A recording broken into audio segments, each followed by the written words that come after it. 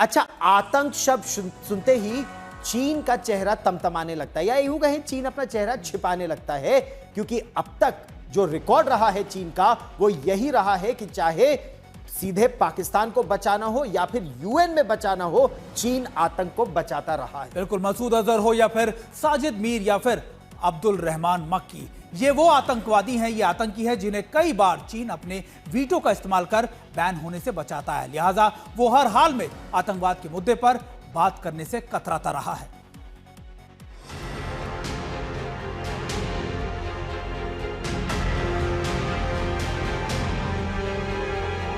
India's zero tolerance for terrorism is manifest today through its actions.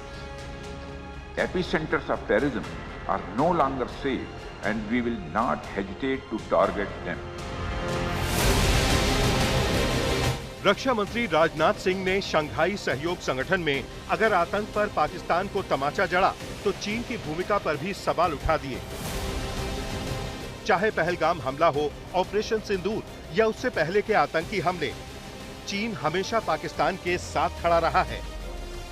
UN का स्थायी सदस्य होने के नाते उसने पहले भी कई बार पाकिस्तान के कुख्यात आतंकियों पर बैन के लिए लाए गए प्रस्तावों पर वीटो का इस्तेमाल किया है। चीन ने विशेष रूप से जैश-ए-मोहम्मद के सरगना मसूद अजहर को यूएन की वैश्विक आतंकी सूची में शामिल करने के भारत के प्रयासों को कई बार रोका। उदाहरण के लिए 2009, 2016 और 2017 में चीन ने तकनीकी आधार पर वीटो लगाकर मसूद अजहर को प्रतिबंधित होने से बचाया। ये तब तक जारी रहा जब तक कि 2019 में अंतर्राष्ट्रीय दबाव के कारण चीन को आखिरकार अपना वीटो हटाना पड़ा और मसूद अजहर को वैश्विक आतंकी घोषित किया गया। इसी तरह अन्य आतंकी संगठनों और व्यक्तियों जैसे लश्कर-ए-तैयबा और हाफिज सईद से जुड़े मामलों में भी चीन ने पाकिस्तान का समर्थन किया, जिसे भारत ने बार बार आतंकवाद को बढ़ावा देने वाली करतूत माना है। राजनाथ सिंह ने ये कहकर कि एससीओ को ऐसे देशों की आलोचना करने में हिचकना नहीं चाहिए, साफ कर दिया कि उनका इशारा चीन की ओर है। चीन ने इस बैठक में पाकिस्तान के साथ मिलकर एक संयुक्त बयान को आगे बढ़ाने की कोशिश की, जिसमें आतंकवाद के मुद्दे को कमजोर करने का प्रयास था, लेकिन राजनाथ सिंह ने इस दस्तावेज पर हस्ताक्षर करने से इनकार कर दिया।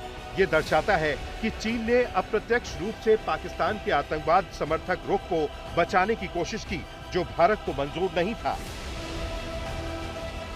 इसके अलावा चीन ने पहलगाम हमले की निंदा तो की, लेकिन बाद में पाकिस्तान के बयान का समर्थन किया, जिसमें निष्पक्ष जांच की बात थी। भारत ने इसे आतंकवाद को कमजोर करने की रणनीति माना। चीन की ये दोहरी नीति, यानी आतंकवाद की निंदा करना लेकिन पाकिस्तान के आतंकी समूहों को प्रत्यक्ष या अप्रत्यक्ष रूप से समर्थन देना, उसके रणनीतिक हितों से जुड़ा है। चीन पाकिस्तान को अपने आर्थिक और सैन्य हितों, विशेषकर चीन पाकिस्तान आर्थिक गलियारा, सीपैक और क्षेत्रीय भू राजनीतिक संतुलन के लिए महत्वपूर्ण मानता है।